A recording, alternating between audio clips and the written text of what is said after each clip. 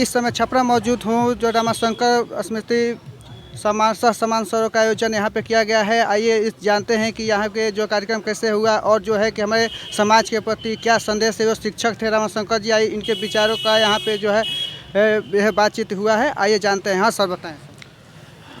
आज कॉमरेड रामाशंकर गिरी जी की दूसरी स्मृति दिवस है और बिहार राज्य जनवादी सांस्कृतिक मोर्चा विकल्प के वे संस्थापक सदस्यों में से एक थे।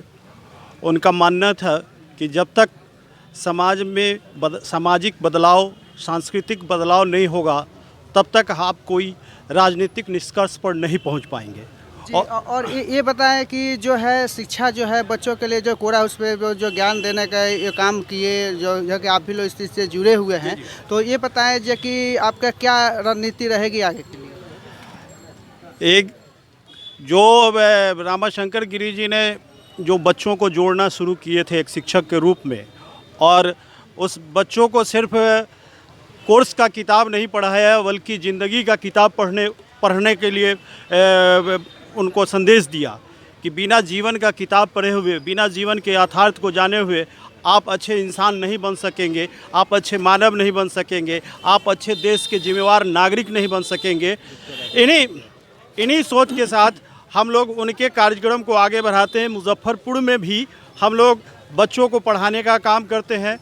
उनको गीत, नाटक और जो शैक्षणिक व्यवस्था है वो सब हम लोग करते हैं और बच्चों को आगे बढ़ाते हैं। पूरे बिहार में हमारा संगठन काम करता है और मुजफ्फरपुर में भी है, छपरा में भी है, गया में भी है, समस्तीपुर में भी है। तो रामाशंकर गिरी जी हमारे संस्थापक मेंबरों में से थे। उनके विचार, उनके अभियान जो है वो लगातार आगे बढ़ता रहा है और आज खास दिवस है, उनकी स्मृति दिवस है। इस पर हम लोग निर्णय लेंगे, प्रण लेंगे कि उनके जो अधूरे सपने हैं, उनके जो अधूरे कार्य है सामाजिक उद्धार का, सांस्कृतिक उद्धार का, उस कार्य को और आगे तक ले जाएंगे और उनका सफ़र और लंबा होगा। हम लोग उनके छोड़े गए काम को आगे बढ़ाएंगे। आइए डॉक्टर राजेश कुमार यादव जी मौजूद हैं। आइए इनसे भी जानते हैं कि ये क्या करें। वर्तमान परिवेश में जो हमारे सामाजिक और एक जुझारू जीवन जीने वाले आदरणीय सम्मानित स्वर्गीय श्री रामाशंकर गिरी के द्वितीय स्मृति दिवस पर हम लोग एकत्रित हुए हैं और यह सभा एक संदेश देगा कि आज के जो समाज में जो कुरीतियाँ फैली हुई है, जो लोगों के बीच में अशांति और अमन का चैन भंग हुआ है, उसके संदर्भ में रामाशंकर गिरी के विचारों की प्रासंगिकता कितनी रही होगी। इन्होंने सिर्फ शिक्षक समाज को ही नहीं जोड़ा, इन्होंने समाज में फैले अलग अलग कुरीतियों के खिलाफ अपना मंच बना करके एक बदलाव की सबसे बड़ी आगाज जली। उसी की देन है कि आज उनके द्वितीय स्मृति दिवस पर उनके संगी साथी और उनके साथ में हम लोग शिष्य के रूप में आज एक आदर्श गुरु के रूप में उन्हें याद करते हैं और उनके विचारों को समाज में फैलाने का काम करते हैं।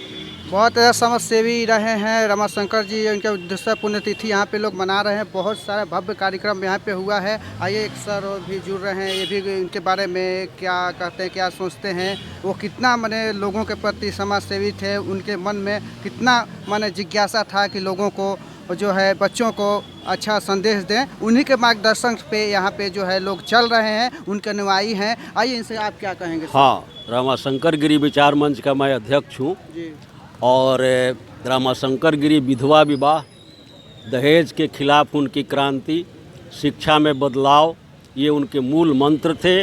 और हम समाज में दहेज प्रथा और विधवा विवाह की जो परंपरा रामाशंकर गिरी जी ने स्थापित की है, समाज के संघर्षों से जुड़ते हुए एक ब्राह्मण परिवार में जन्म लेकर के पुरोहितवाद का खात्मा करने के लिए उन्होंने अपना सर्वस्व न्यौछावर कर दिया और इन्हीं आदर्शों को लेके हम आगे बढ़ना चाहते हैं और उनके सपनों को साकार करना चाहते हैं। जी ये सर, ये बताएं कि ये जो है आपका शिक्षक संघ है, जो आगे भी मैंने क्या किस तरीके से मैंने काम कर रहे हैं सर। हाँ, ये शिक्षक संघ तो शिक्षकों के उद्धार की बात करता ही है। साथ ही जो रामाशंकर गिरी जी का एक उद्देश्य था कि सारे शिक्षक सरकारी शिक्षक बन जाएं, उन्हें ये नियोजित शिक्षक की तरह नहीं रखा जाए, उन्हें परमानेंट जॉब दिया जाए और उनके लिए एक अच्छा भविष्य का निर्माण किया जाए शिक्षकों के लिए, जो आज नहीं हो रहा है। ये उनका संकल्प था और इस संकल्प को हम लेके आगे बढ़ना चाहते हैं कि हमारे तमाम शिक्षक जो नियोजित शिक्षक की तरह काम कर रहे हैं, जिनको बहुत कम तनख्वाह दिया जा रहा है, जिन्हें ज़िंदगी की सुविधाओं से रोक के रखा गया है, उन सुविधाओं को बहाल करने के लिए हम अपना अगला आंदोलन रामाशंकर गिरी के विचारों से लैस होकर के आगे करते रहेंगे।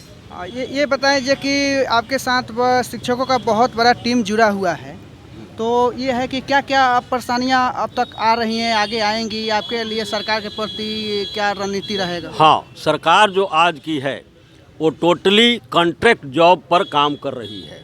चाहे वो मेडिकल का बात हो, चाहे वो इंजीनियरिंग का बात हो, चाहे वो स्कूल कॉलेज की बात हो, हमारे तमाम लोग आज ये ढौक के तरह बड़े बड़े पढ़े लिखे लोग, एमए पास लोग आज क्या कर रहे हैं, आज कॉन्ट्रैक्ट पर 20,000 25,000 रुपये पर नौकरी कर रहे हैं। उनके बच्चों की तबीयत खराब हो जाती है तो उनको दवा नहीं मिलता है, उनको इलाज नहीं मिलता है। वो छठ और विभिन्न त्योहारों को, दीपावली जैसे त्योहारों को वो ठीक से नहीं मना पाते हैं, वो अपने बच्चों को ठीक से भोजन तक मुहैया नहीं करा सकते हैं। तो इन चीज़ों को लेकर हम पूर्ण बिहार में और उसके साथ साथ पूरे देश में एक आंदोलन खड़ा करना चाहते हैं कि इस कॉन्ट्रैक्ट जॉब को जल्दी से जल्दी केंद्र सरकार और बिहार की सरकार समाप्त करे और हमारे शिक्षकों को वो पुराने शिक्षकों की तरह मान सम्मान और उन्हीं नीतियों की तरह उनका सामंजस्य करे, ये हम चाहते हैं। ये बताएं जी कि बहुत सारे समस्याएं यहाँ बताए आपने कि ये समस्याएं हैं टीचरों के प्रति, कॉन्ट्रैक्ट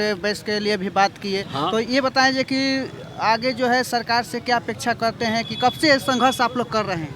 हाँ, ये संघर्ष तो जब 1991 में जब आर्थिक परिवर्तन हुआ, नई आर्थिक नीति लाई गई और उसी 1991 के बाद जो निजीकरण की पॉलिसी हमारे सामने आई, उस निजीकरण का हम कम्प्लीटली विरोध करते हैं। और जिस तरह औने पौने दाम में सरकारी संस्थानों को बेचा जा रहा है, उसका भी हम विरोध करते हैं। और हम संघर्ष के द्वारा ये चाहते हैं कि किसान, मजदूर, हर व्यक्ति अपने 1950 के बाद हमारे भारत में संविधान लागू होने के बाद जिस तरह लोगों को परमानेंट नौकरियां दी गईं, उनको सुरक्षित किया गया, उनको सामाजिक सम्मान दिया गया, आज मैं उसी सम्मान को वापस लाने के लिए इस विचार मंच के द्वारा संघर्षरत रहूँगा। आप सुने कि बहुत सारे समस्याएं हैं, ये समस्याओं को कैसे जो है दुरुस्त और सही करें, इसके लिए 1971 से अब तक ये लोग संघर्ष कर रहे हैं। उस समय के शिक्षा में अब के शिक्षाओं में क्या बदलाव महसूस कर रहे हैं? हाँ, अभी तब की शिक्षा सरकारी शिक्षा हुआ करती थी, हमारे कॉलेज, हमारे यूनिवर्सिटी सरकारी हुआ करते थे।